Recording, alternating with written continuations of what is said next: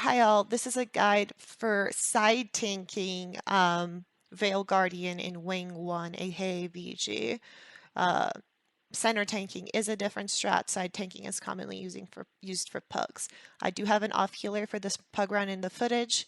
VG can be soloed healed. It's just an additional challenge given its high healing pressures from skipping the greens mechanic. Make sure you're stacking barrier before green. And regarding the blues teleport attack, you're going to be dodging or shield 5 channel blocking them.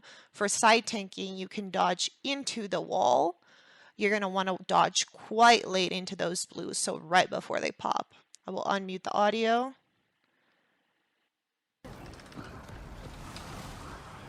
So there you can hear and see the cues for dodging. Make sure you're doing it right. Feel free to replay that section of the video for extra details. Your Shield 5 won't be up for every blue, and several other tanking classes will primarily be dodging based, so I'd recommend just getting used to dodging them if you're going to side tank. For Seekers, you're going to primarily be using Flamethrower to push. You can also use soft CCs on them to keep them out of the group. That phase 1, I didn't really have the need to push Seekers / forgot, to be honest, but you're going to see me pushing them out in later phases. So another thing to note, right before the fight starts, make sure you're stacking boons efficiently. Make sure you're stacking boons between phases, and try your best to upkeep them during phases as well. Make sure you're CCing the ads and keep an eye on the red guard or however you do your splits. Make sure everyone's healed up. That helps with scholar uptime and obviously helps avoid downs. Phase 2 is going to be really similar to what we did for phase 1 as far as tanking goes. The bigger difference is we're going to be sidestepping when a tile becomes bad, and we're going to also be seeing additional healing pressure from his CC attack. So we're going to see the CC. I popped Barrier Signet because this is a high healing pressure section with a green popping right after.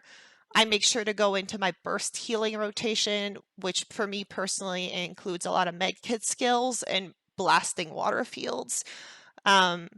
Again, make sure they have Pra and as much barrier as possible. You can delay your F3 for the greens, and so you can alternate essentially F3 and Barrier Signet ideally. There I push the Seekers with Flamethrower. I'm getting off the bad side, healing up the group. If someone's coming in from running from a TP, make sure they get healed up. CC, if that's part of your group strat, and just keep them topped off. Phase 3 will be a little different. For the splits, it's essentially the same. But yeah, if you have anyone fail a mechanic, it is going to be additional healing pressure, so I'd highly recommend you're keeping an eye on your group and just really paying attention this fight so you know exactly when you need to be putting in extra heals. This especially goes for solo healing. For solo healing on this fight, you're going to use your barrier quite strategically to just decrease the healing pressure on your sub so you can heal through it extremely efficiently. It does require that your group is very mechanically clean. Okay, so for phase 3, we're going to do that whole round robin deal.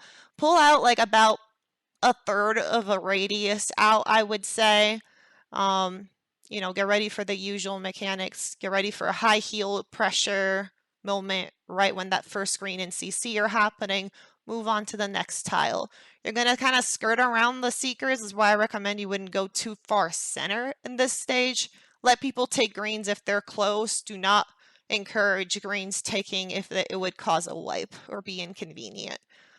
Make sure you're keeping up heals. Use pushes whenever possible to keep Seekers out. Use those soft CCs. You're essentially just going to be running around, repositioning VG just until you kill. Yeah, that's about it.